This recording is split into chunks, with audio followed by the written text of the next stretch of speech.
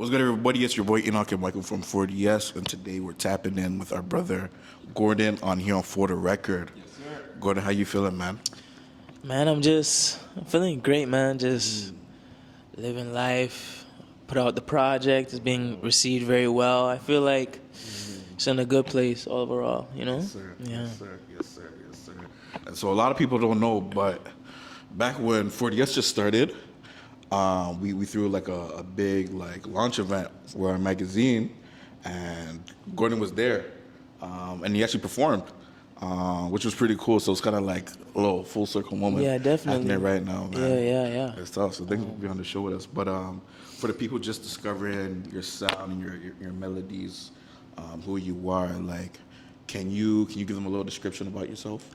I'd definitely say like my sound, my music is just very authentic, very true to myself. A lot of my music is based off my life experiences, and I kind of use music as like a journal, a way to express myself through the art, and I just feel more free, more open doing it that way, and I feel like that's why people connect with my music the most. Yes, sir. You know what I mean? Yes, sir. And what got you into music originally? I started young. I grew up around it. My mom used to sing a lot.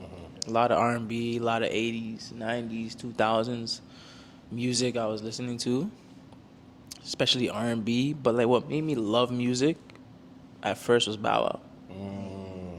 I feel like that's every like little kid, bro. Yeah, With the bro. braids, right? With the braids, I had the braids, I had the baggy, bro. I was doing the Harlem Shake and everything. But that's what made me like music at first.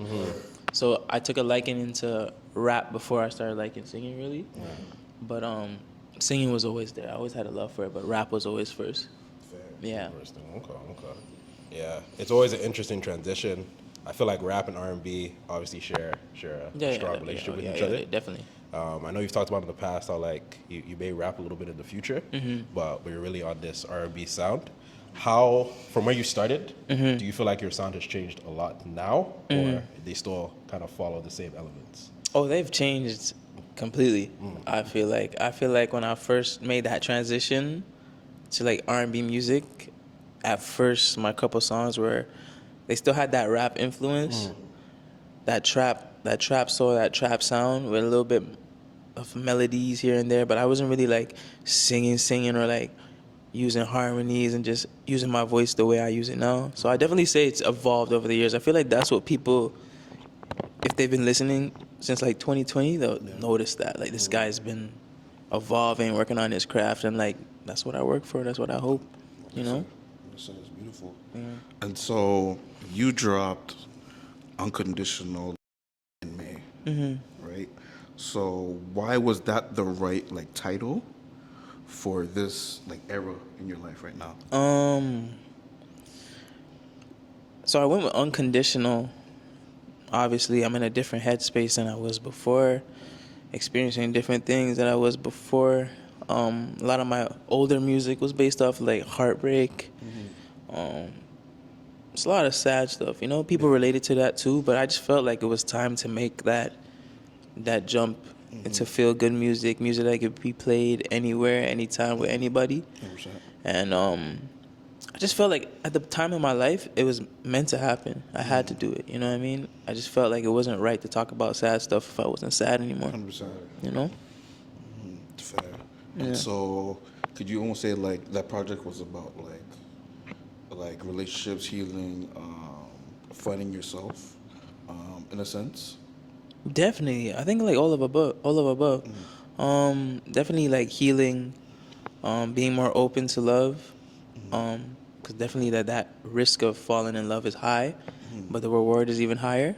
So that's basically what that project's about. Just me growing as a man, as an artist, and being open to experience these feelings again without the fear of what might happen. Just enjoying the moment for what it is. 100%. You know?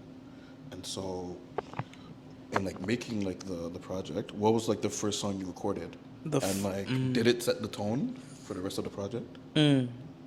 Definitely. The first song was sweet. Okay. The first song was sweet. Because it was like when I've recorded Sweet, I've never really done a song like that before. It's very like neo soul, D'Angelo influence, and like I was actually worried. I didn't know how the fans would like receive it when I did it, but like when I did release it, it was received very well, 100%. and that kind of like put my mind to like, yo, I have to do this. This is the type of sound I should move on forward with. So I guess it was a good risk. You know what I mean? 100%. It worked out in the end. Yeah, and you spoke about like D'Angelo and like those influences, Mm-hmm. and even like listening to the project, like you could hear like you were very like you were very intentional with the instrumentation, Mm-hmm. right? Because a lot of those sounds we don't even hear those sounds anymore, but like you take it back to like that 90s, you know, even a little bit of the 70s. Mm-hmm. You're hearing like those like synthesizers and like The soul, bro. The soul. yeah, Trying to bring back that real soul music. So, Yeah. like, that was definitely dope to see. Yeah, man.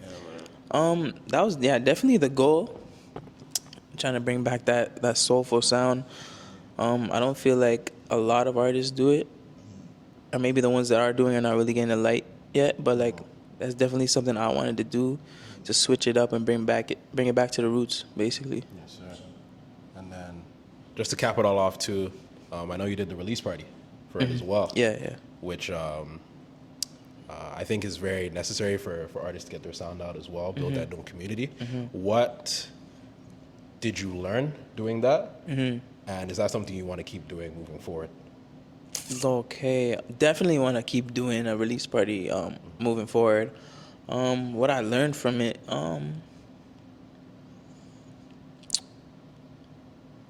maybe just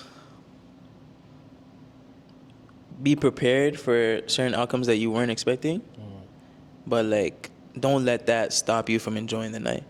I would also say like, because whoever is there to support you. They love the music, and whoever shows up is whoever shows up. As long as you have that energy, that love that you need, and people are receiving the music the way you want it to be, that's all that matters. And I feel like we did that. My team did that, and we had an amazing showing. Had a lot of content from it. Some important people came through. So, in my eyes, that was a W for sure. Yeah. I wasn't able to make it, and I'm very disappointed. Jeez. I know I missed out. So that Next won't one, happen next again. one, next one. That won't happen Next again. one, next Yes, one. sir. But I appreciate the invite. And, Of course, I know, of course. I know that you're gonna go places, so there'll be a lot. There'll be a coming lot up. more bigger ones, bigger events too. Yes, You know what I sir. mean? Yeah. So to switch gears, switch gears a little bit. Right? Just a little bit. I know you're a gym man. I know you're a gym guy. I know the fitness thing has been a very important part of your life. Yeah. Can you just talk about that journey? Because I feel like it's a bit different for everyone. Bro, that's an R&B prerequisite. Yeah. With the tank tops. You and all got that. to be. You got to be. You have to. to. You have to be dancing in the rain shirtless for no reason.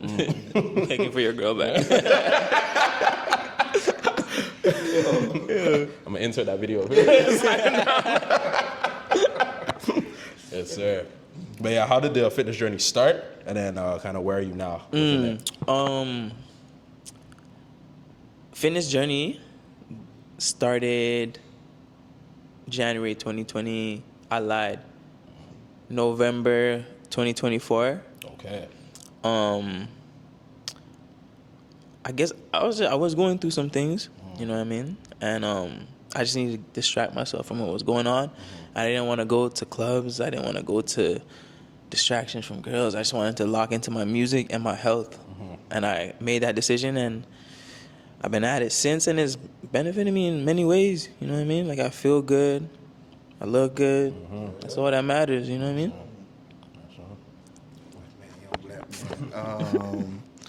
Even, you know, it was Toronto in summer. Have you been outside?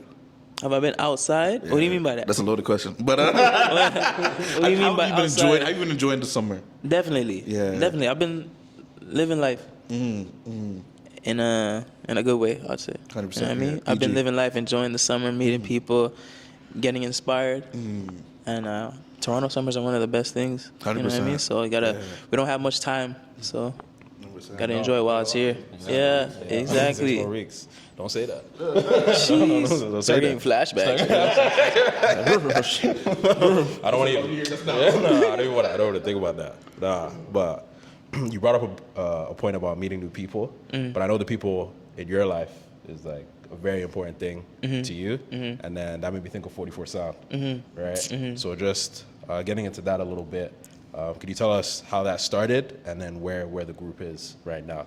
So 44 Sound actually started from my homie CJ. He's from Belgium, but he has family out here, and whenever he's back in Canada, we usually connect. So we connected, I think, for the first time in like 2021, because I only knew him from like online.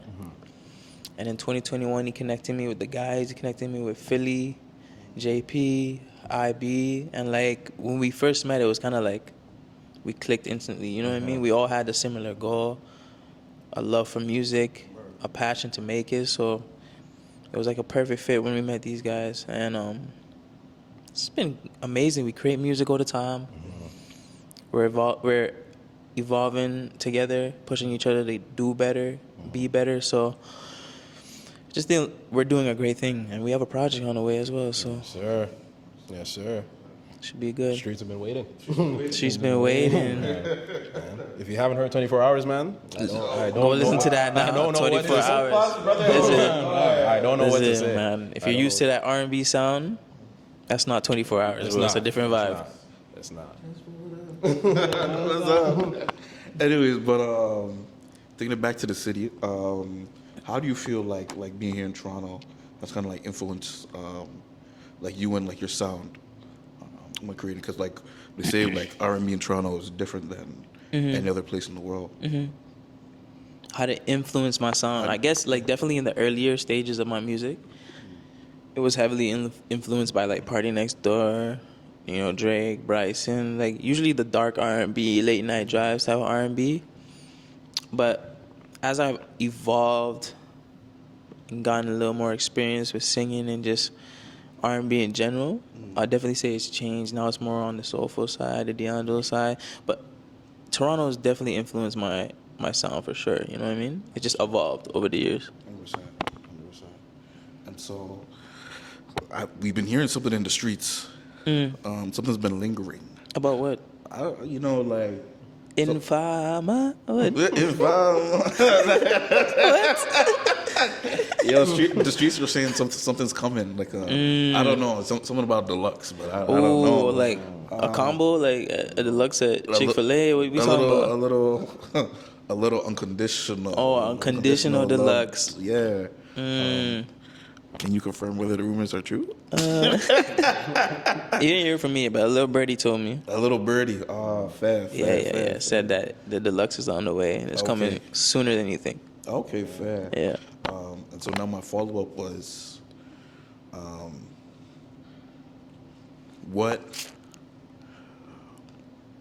not what was lacking, but what made you want to add to such a beautiful project already? So I had this same conversation with my manager, Philly.